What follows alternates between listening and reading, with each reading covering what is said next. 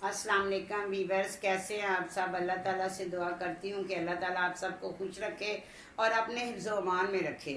तो वीवर्स, मैंने कल आपको बताया था कि मैंने जाना, तो किसी वजह से मैं नहीं जा सकी, तो अभी अभी निकलूँगी।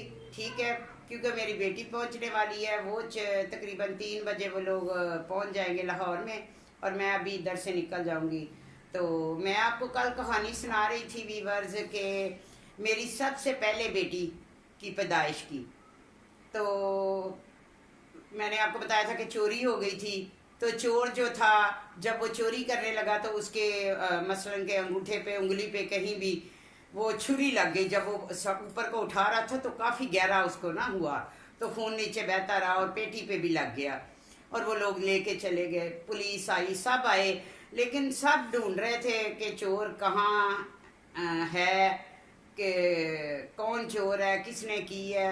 सब लोग पता कर रहे थे, लेकिन किसी को कोई पता नहीं चला। बस ऐसे ही रश बना हुआ था घर में। लेकिन मेरा शुरू से ही दिमाग जो है ना अपना एक अलहदा ही है। मैं अपनी सोच जो है ना उसको रखती हूँ कि ये कौन था, कैसे आया।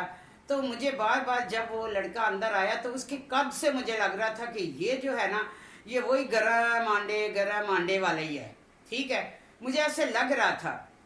तो जैसे ना वो मेरी तरफ ज़्यादा, वैसे तो उन्होंने सारा वो मुंह को ऐसे लपेटा हुआ था, जैसे बांधा होता है, ऐसे बस आंखें नज़र आ रही थी। लेकिन फिर मैं ही हूँ वीवर, थोड़ा सा मुझे शक हो गया। ठीक है, तो इतना नहीं, बस हल्का सा।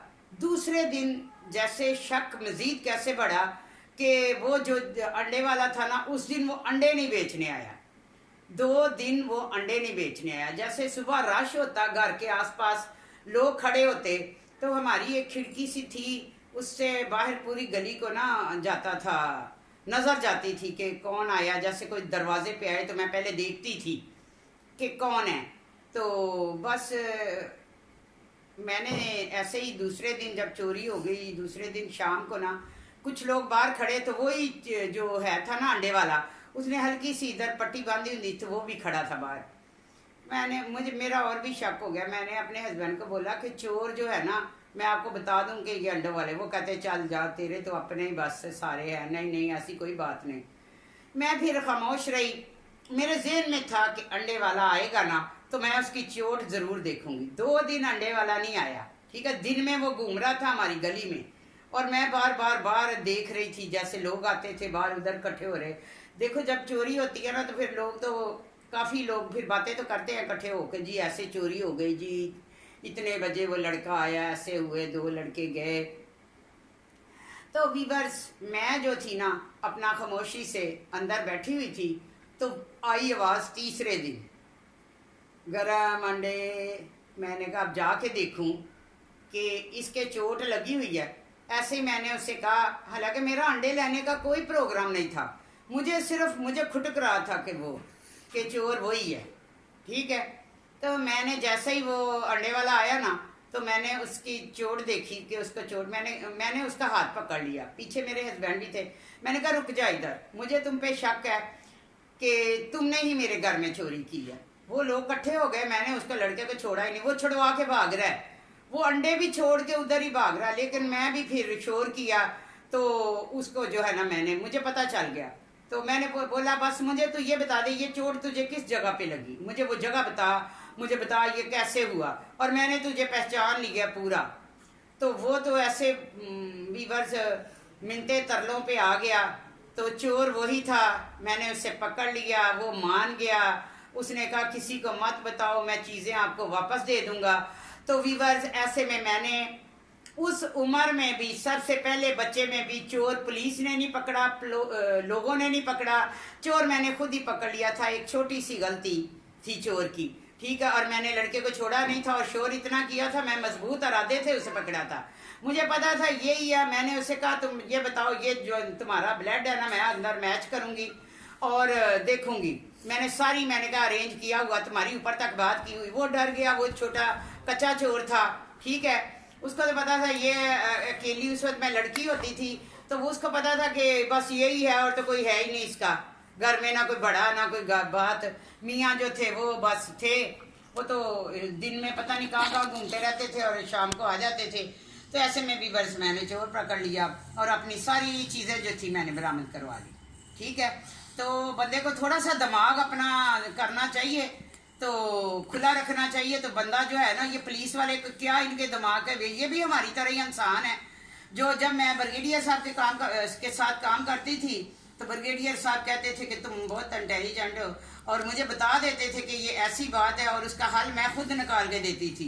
एक मामूली सी औरत, मैं खुद उनको हल बताती थी कि सर इसको ऐसे करना चाहिए, ये औरत ऐसे काबू में आएगी, ये बंदा ऐसे आएगा, इसको अभी छोड़ देना चाहिए। तो ऐसे में मेरे सारे जो थे फैन थे। तो वीवर्स बस क्या करें, अब बीमारी ने इस तरह कर दिया है कि बस कुछ समझ नहीं आती। तो वीवर्स ऐसे में फिर मेरी बेटी 9वां महीना था, तो मुझे एक दाई आती थी घर में, उस वक्त दाइयाँ ही आती थी। ये शहर में तो कोई कोई करवाता था जैसे बड़े हॉस्पिटल में। तो एक दाई आती थी और मैं उससे पूछती थी, जैसे जैसे करीब दिन आते गए और मैं डरने लग गई कि ये क्या, अब इतना बड़ा मसला ये कैसे हल होगा। और मुझे हर वक्त टेंशन होने लगी, जैसे मेरी बेटी को टेंशन हो गई थी एंड पे। तो उसका तो मैंने हल निकाल लिया था, तो मेरा हल निकालने वाला कोई भी नहीं था। मैंने कहा ये अब मैं इतनी मोटी हो गई हूँ, अब ये क्या होगा, मुझे दर्द होगी। तो मैं बार बार हर एक से पूछती, तो वो कहती, वो दाई जो आती जिसका नाम मिस केटी रखा हुआ था, तो मुझे आके बस देखती, चेक करती, ऐसे ही बस नाज उठाती मेरे। तो उसको मेरे हस्बैंड पैसे दे देते, क्योंकि सास तो थी नहीं उधर, वो जरा सा दबा देती मुझे और कहती कि जैसे ही मैं आऊंगी ना तुझे एक इंजेक्शन लगाऊंगी, जब तुझे दर्द हो तूने मुझे बुला लेना है, और जैसे ही इंजेक्शन लगाऊंगी तुम बिल्कुल ठीक हो जाओगी। तो मेरे ज़हन में यही था कि जैसे ही मैं वो अपनी मिस केटी को बुलाऊंगी और मेरी तबीयत ठीक हो जाएगी। ऐसे ही बस रात के कोई 2 बजे थे, मेरी तबीयत खराब हो गई वीवर्स, और मैंने अपने हस्बैंड को उठाया कि मुझे तो दर्द हो रही है। वो कभी हो कभी हट जाए, जब हो तो मैं कहूँगी उठ जा, तो जब वो किसी को लेने जाने लगे तो मैं कहूँ अब तो हट गई है। वो कहे कि कभी कहती हो हट गई है, कभी कहती हो रही है, बताओ मैं लेके आऊँ।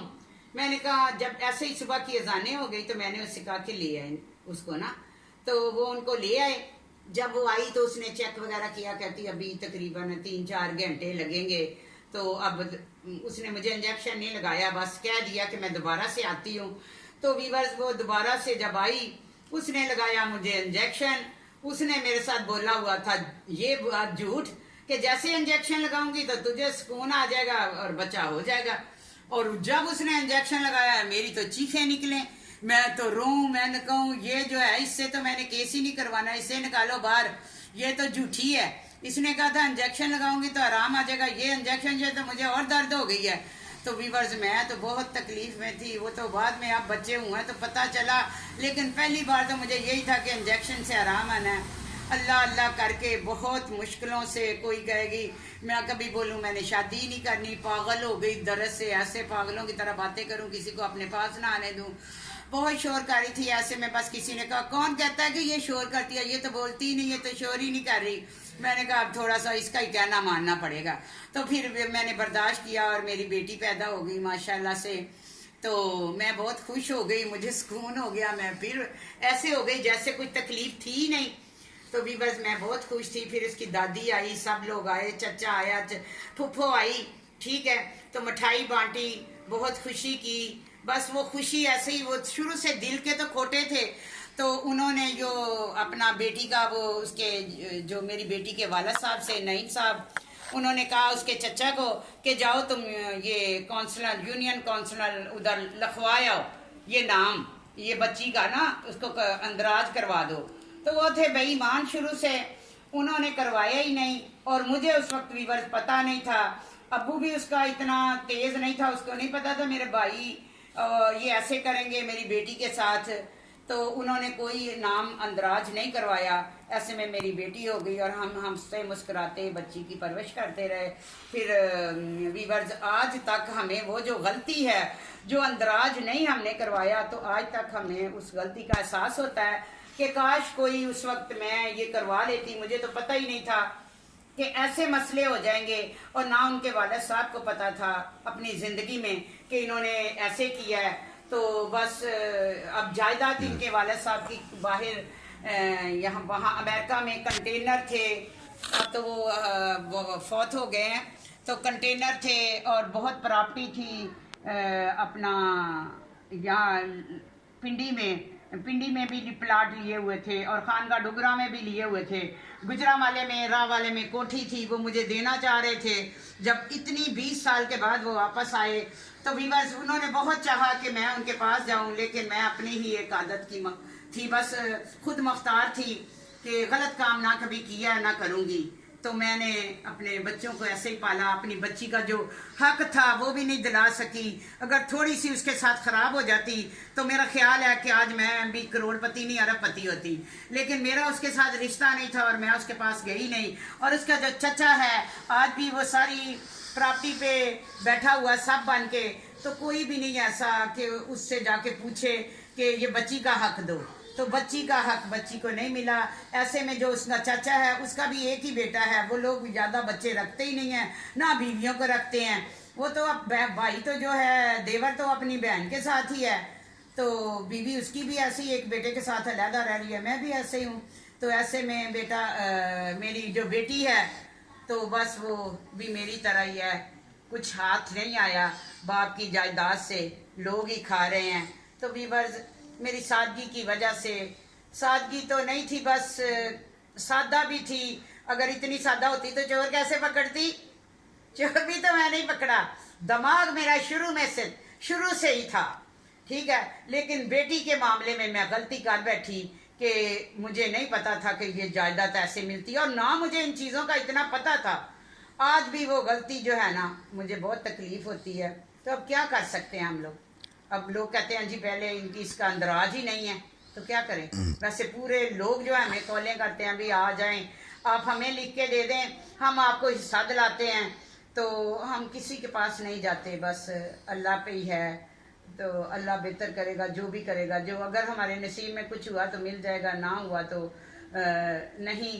तो ऐसे में फिर ये मेरी पहली बेटी हुई, तो फिर अल्लाह ने फिर जल्दी मुझे साल के बाद एक और बच्ची होने वाली हो गई। तो वीवर्स वो मैंने आपको बताया था कि बच्ची जो थी मैंने अकेले कमरे में पैदा की, मेरी सास ने बाहर से ताला लगा दिया था। तो फिर वो बच्ची ज़्यादा देर जिंदा ना रह सकी, फिर हम शोरकोट चले गए। बच्ची बीमार थी, ससुराल वालों ने निकाल दिया था और उनके अब्बू बाहर थे।